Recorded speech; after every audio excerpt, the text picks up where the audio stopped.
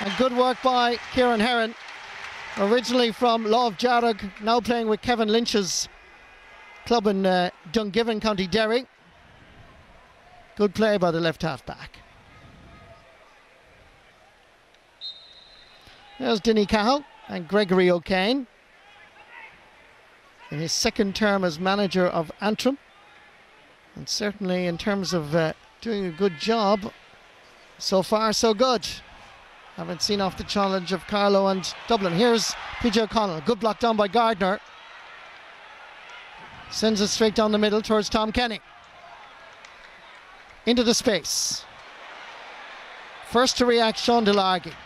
Two Antrim cornerbacks are playing well, and again, once you play as a defender, they lose it. Good work here by left corner forward. That happens to be Fraggy Murphy. That's his first point, which means now the entire Cork full forward line have scored. 3 for Paddy, 1 for Isaki, 1 for Kieran Murphy. Yeah, good score there by Kieran Murphy. But again, as we mentioned earlier on, that's the difference between Cork and Antrim now. That ball should have been put over the bar for Antrim and go down the other end of the field. The ball should have been cleared, ends up over the bar against them.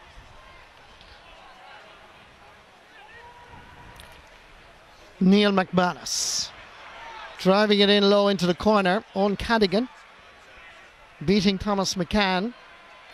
Ronan Curran. Cathal Naughton going for distance.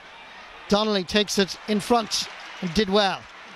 He's the current Antrim under-21 captain. And he's playing well on Isaki. Carl Stewart. Watson scored in front of the Hogan stand. He's in the middle of the field. Look at this. 4 points from play by Liam Watson. Well, I know I might have said earlier on that he maybe deserved to get sent off, but it would be a pity if he did get sent off because he scored 4 fantastic points here in Croke Park. Well, Cormac Donnelly at full back, Liam Watson at full forward are doing the business. So are several other Antrim hurlers, but you'd have to pick those 2 players out in particular. Ben O'Connor being challenged by Neil McManus. Isaki O'Halpine.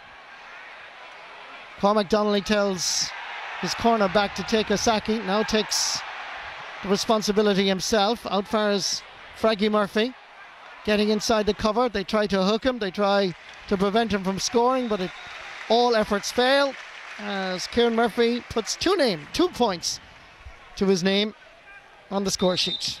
Had to work hard. Back to 4 points again between the teams. Yeah, 5 of the Cork forwards have scored from play now, and that's a big difference from this time last week when they were playing against Waterford, and only 1 had scored at this stage of the game from play. And this is Shane Murphy from Erin's Own.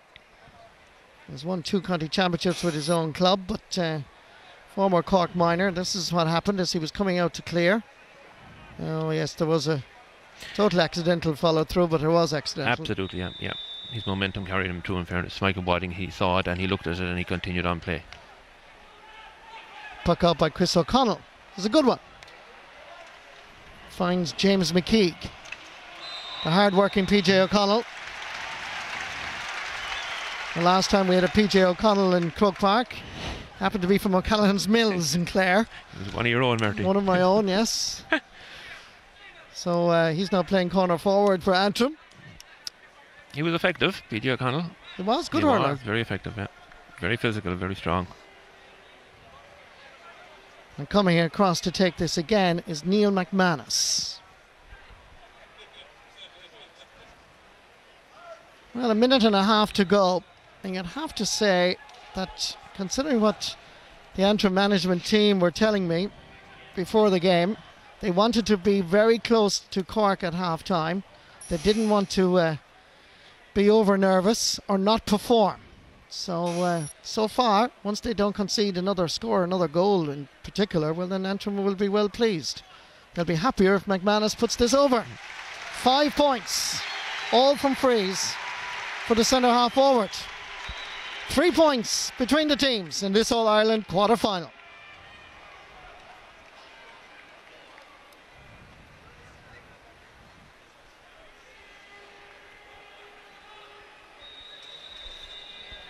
Donald Cusick. First inter-county match was against Tipperary in an Oireachtas match Now, of course, competition no longer around. That was back in 1996. This is the only man from Cork that hasn't scored. Michael Cusson runs on for Isaki O'Halpine. Goes one way, tries the other, flicks it in. There's a chance here for Niall McCarthy! And there's the goal. Neil McCarthy posing problems for Antrim right from the start.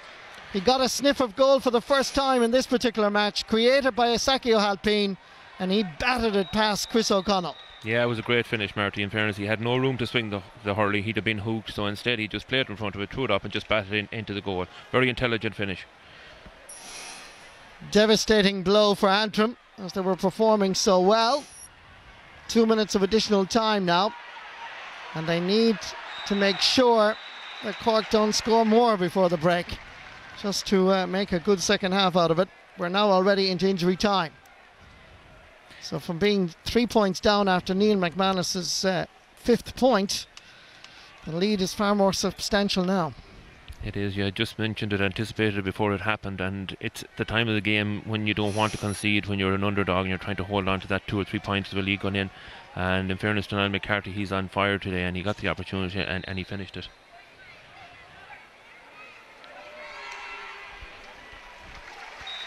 Easy for Ben O'Connor. He'd almost do it in his sleep. An easy free like that one. 3 points for Ben, 2 from frees. And it's 115 to 11 points now. Puck out by Chris O'Connell to Sean DeLargy. He's doing a bit of a Donald Cusick on it. Maybe Antrim can produce some score before the break. Ball runs kindly for John Gardner. To get their signals mixed up, Liam Watson's chasing after it. Still Watson. Carl Naughton is back there helping out his defence. Comes out for Carl Stewart. Lobbing this one in. Can they get something before the break? Could be crucial.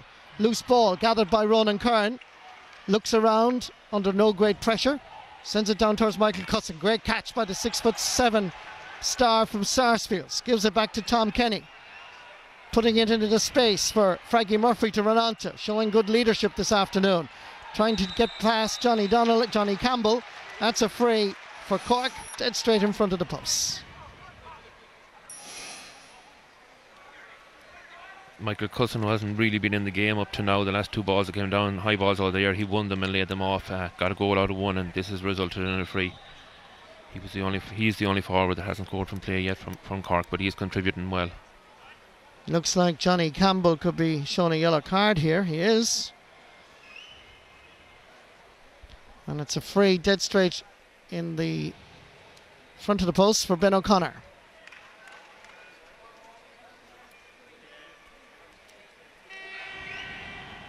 Simple tap over for him.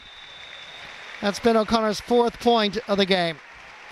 It's amazing in a game of hurling how the landscape can change. About 3 or 4 minutes ago, it was going to be 14 points to 11 after Neil McManus's 5th point. But a goal and 2 points, but particularly the goal by Niall McCarthy from Carrigtwohill, gives Cork a substantial lead. Never level in the match. Cork now leads substantially by 8 points at half-time. It's Cork 116, Antrim 11 points. Michael. And we'll be rejoining Marty and Pete in time for the second half. With me here in studio, Cyril Farr, Tomás McCahey and Ger Loughnane.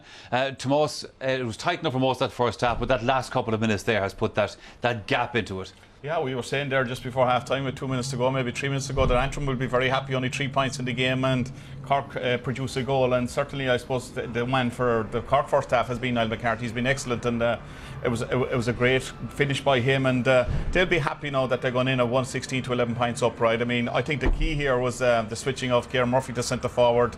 He's actually used the clever play. The distribution of the ball going to corner forwards is much different than we've seen in the last 2 matches as well.